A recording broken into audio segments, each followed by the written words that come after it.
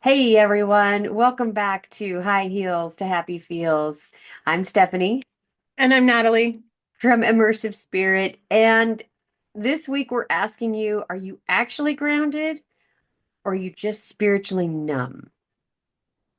You meditate, you breathe, you journal, but are you actually grounded or just spiritually avoiding yourself in style? This week's episode, we're digging into that question and because it's equal parts spiritual and strategic. Because are you actually grounded or are you just spiritually numb in a really sophisticated, high functioning way? So let's talk about what grounding really is, why the astrology right now is pulling this conversation forward, and how to know if you're using spiritual tools to plug in or if you're using them as an excuse to check out. So grounding right now grounding isn't a trend, even though we're seeing it everywhere. It's a return. We live in a culture of nervous system talk, right? You hear it everywhere. Just take a breath, calm your energy, ground yourself. Instagram post, HR meetings, all your wellness apps are telling you to do this. And while the tools are amazing and they do matter, here's what really gets missed. It's sometimes the way we ground. It's it's avoidance, right? It's actually how we avoid because we're not really grounding, we're avoiding a situation. So if think of it this way, are you using a meditation to avoid that harder conversation? Um, are you doing breath work to bypass anger? Are you using silence to suppress your truth? That's not grounding. That's a spiritual shutdown with some really good branding attached to it, right? Really good marketing behind that. True grounding isn't about detachment, it's about return. Return to your body, return to your emotions, return to live in your experience. It's not just peace, it's presence. Well, and I think Yeah. the important aspect of like being spiritually numb versus energetically rooted in things. Hmm. So numbing really feels like it's rigid and sterile and performative, where grounding is kind of like resourced and alive and connected. Hmm. I would say spiritually numb people maybe feel a little bit flatlined, even Yeah. when like the people who say I'm fine all the time, when they're actually totally just disassociating from the situation. And for those who may be a little more ritualistic like us, they might be using those rituals as armor rather than the anchors that they should be using them as.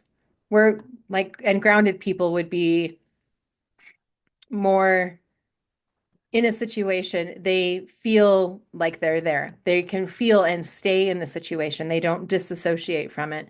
They can name the discomforts that they're experiencing without completely drowning in them.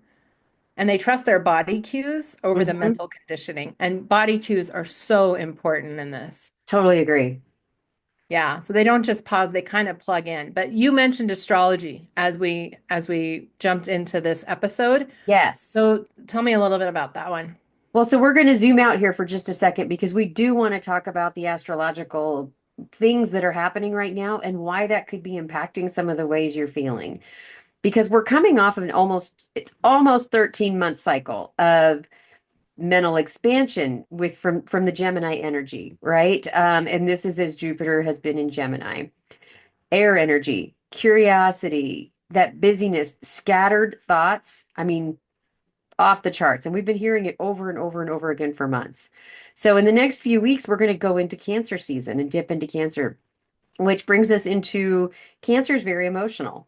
It's all about the home, it's about safety, it's nurturing, it's that inner truth. So this is a liminal space, right? Between your head and your heart.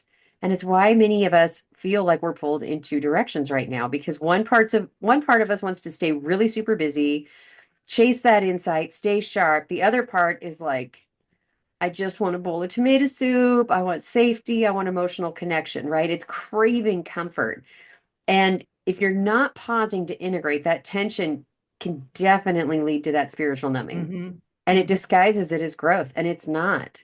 It's a numbness because if you're if you're not pausing, you're overthinking your next move. So you're constantly overthinking about that. You're consuming all this content, but you're not acting on it. It's almost like you read it, you read it, you read it, but you're not absorbing anything.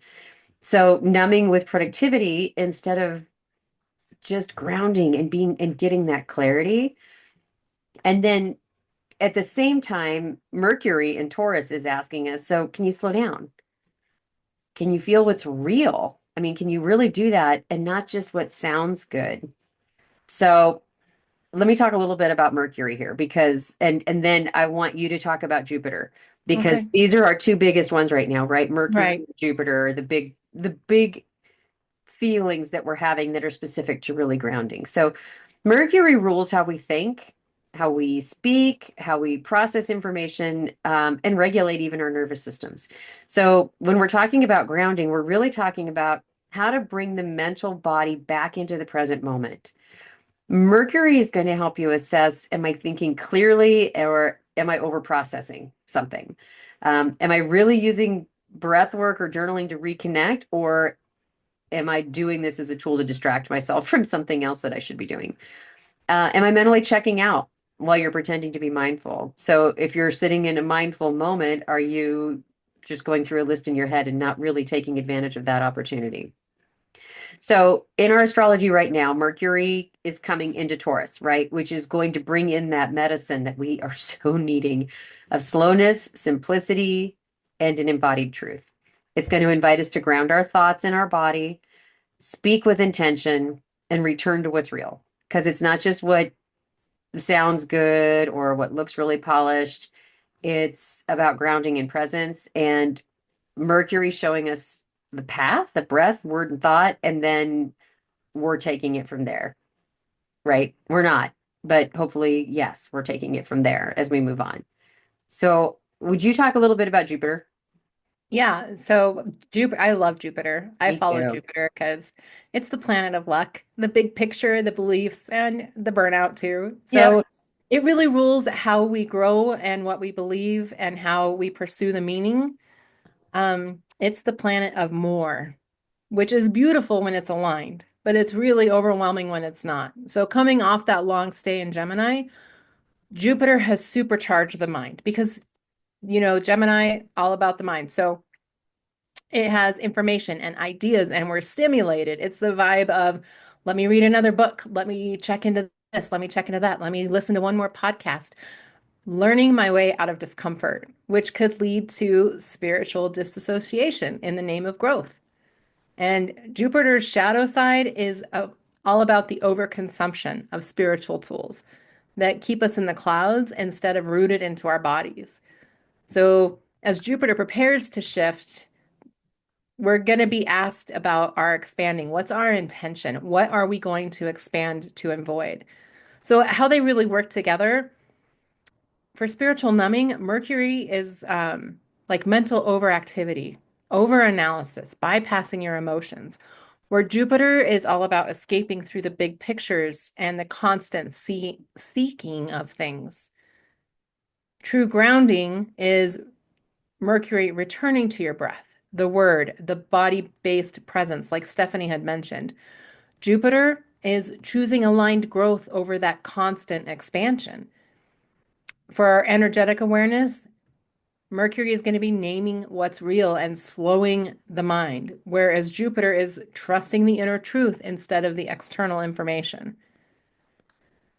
So, staying calm in Mercury is really important, especially in high functioning environments like our corporate jobs.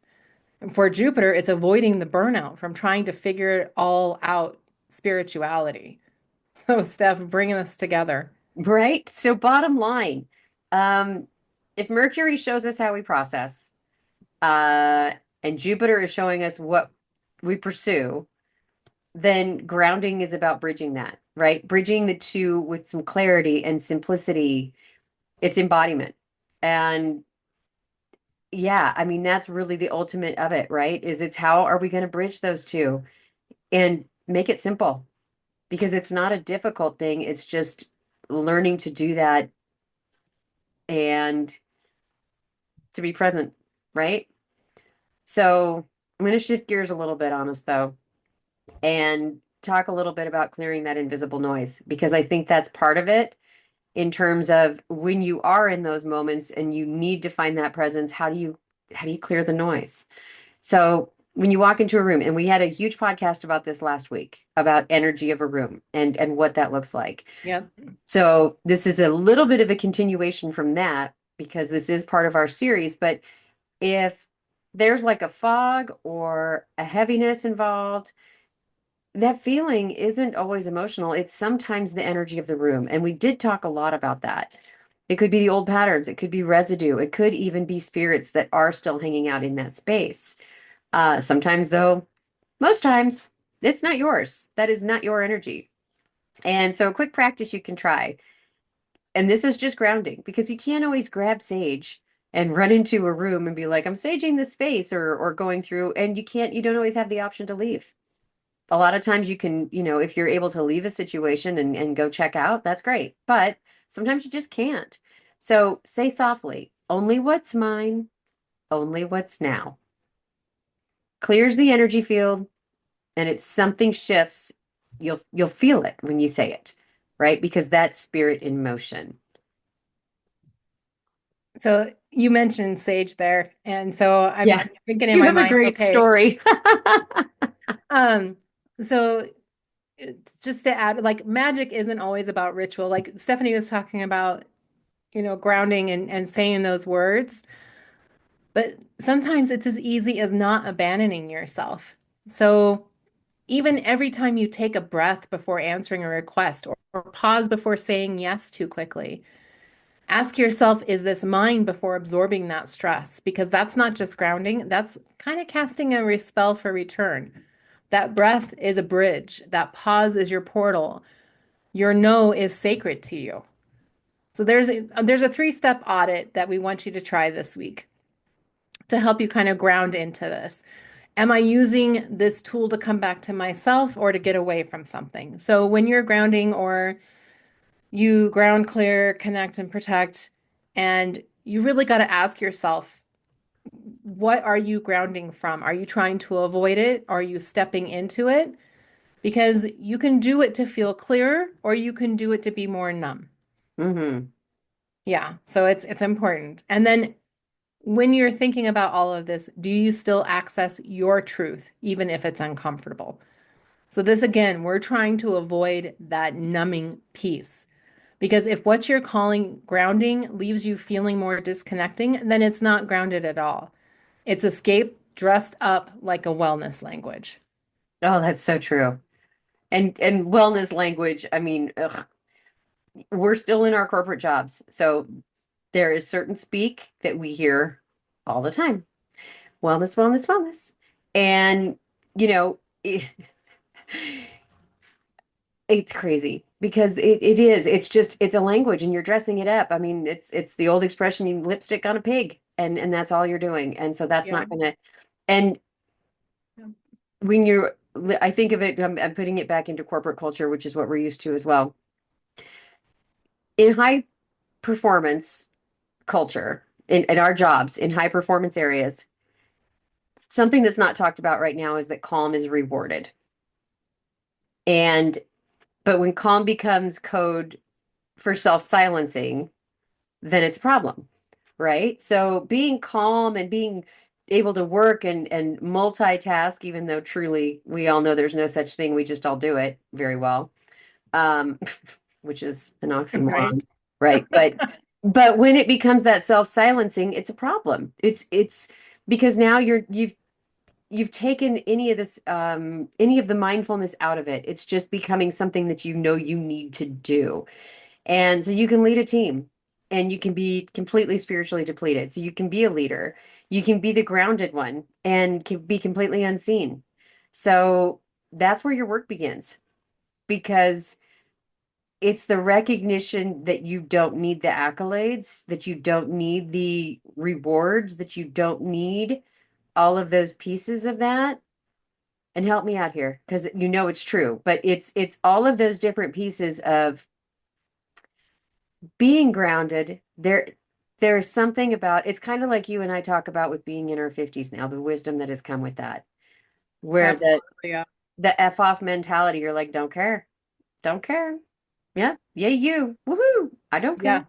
Yeah, And that exactly. that is what feeling grounded because you are so centered and so in your own place that those other things don't impact you the way they used to. Because you really are grounded. You really are centered. You're like, okay, I got it. Thanks. Agreed? Agreed. Because grounding really, it shouldn't help you perform any better. It should help you feel more like yourself. Yes. So if you're avoiding through grounding, really you should be feeling like yourself and you should be authentic, walking in your position in an authentic way, whether you're in a leadership position or however that looks like for you in a corporate world. Yes. And the truth is the ability to hold mental agility and emotional honesty is the leadership edge that most people never develop. Oh my gosh, it's so true.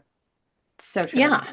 And if you can do both, you make clearer decisions and you build authentic trust with your teams, whether that is your peer teams or folks that you lead, and you access your intuition under pressure. That's not just spirituality, that is true embodied leadership. And I know that you really focus on that with your team. I do. It's a huge key point for us because it's trust.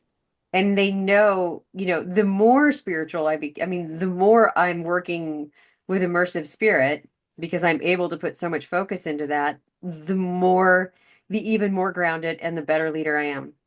And yes, I'm not a bashful speaker by any stretch, and that will cost me someday. But for right now, I have complete support of my team and my peers. They love the honesty. They love that I am grounded and that I am support because that gives them a sense of calm to do what they need to do in their daily lives. That relieves anxiety about a lot of things because they understand that trust. And it's a self trust because when I'm grounded and I feel connected and I'm like, okay, spirit's got it. Well, and you have to say people get addicted to that grounding energy. Oh, That's it's we've talked endorphins. about this in old podcasts. So Yes. where people often come to you, to me, and I'm sure a lot of folks that are listening to this experience this too. It's because people are addicted to your grounding energy. They come Yes. to you because you make them feel good. You ground them too. Yep. Well, yeah, we know this because we've learned it about even our own mother that people want to they first there's something about us that they'll sit and want to tell us their entire life story. And it's like, okay, I'm grateful for your trust. But there's a Right. lot of people like that, right? That they're like, why are these people telling me? It's because of how you make them feel. And when you feel good, when you and grounding is an endorphin. It just is. You feel this, Absolutely. it's not the same endorphin as when you're running, and it's a different, but it's a high because your body is just, yeah, I feel it. I'm good. Yeah, And it feels absolutely. different for everybody. I'm talking about me because everybody's grounding experience is different and how people ground is different. But how you're connected and how you do all those things is just, Yeah, it totally yeah, changes your day. reaffirming. Sorry, I'm taking a deep breath for those listening. I'm just like, yeah, yeah. Yeah, it's a game changer. Like when you're raging in your car because somebody just cut you off, try to just think to this conversation and take a minute and ground yourself and see how that changes things. Because it's crazy when you're driving, you share your energy to everybody around you. Oh, yeah. So if you start feeling like, oh, this is going to be a race or it's a competition or they've just cut me off and you start getting angry, people in other cars will also start to pick that same type of energy up. So you're feeding on each Absolutely. other. Yes. So if you can stay grounded and protect your energy, it changes the whole situation. So try that this week. And there's another invitation for you guys to do this week. Don't just ground, audit how you're grounding. Is it reconnecting you or is it just a routine that you've been doing? Because I think that's really important. And of course, Immersive Spirit has a tool for that and it's free. So it's the embodiment pack, and that's under our body. You'll see it when you're out there, immersivespiritliving.com. There's lots of different options out there, but the embodiment pack is under the body portion. And inside, you're going to find the body first practices that help you root into that clarity, not just calm. Because remember, presence doesn't just feel like peace. Sometimes it feels like discomfort, and that's okay. But underneath all of that discomfort is you. listening to yourself again because intuition is important. So always be listening to that. Because we are not here on this timeline to be a fake calm. We're here to feel everything that is going to free us. Yes, ma'am. Yeah. All right. So I think that wraps it up for this week. Yes, it does. That nailed it all. All right. So we're going to sign off. This is a High Heels to Happy Feels. I'm Natalie. I'm Stephanie. And don't forget to like and subscribe until next week, where we're going to let it all burn. Woo. See you then.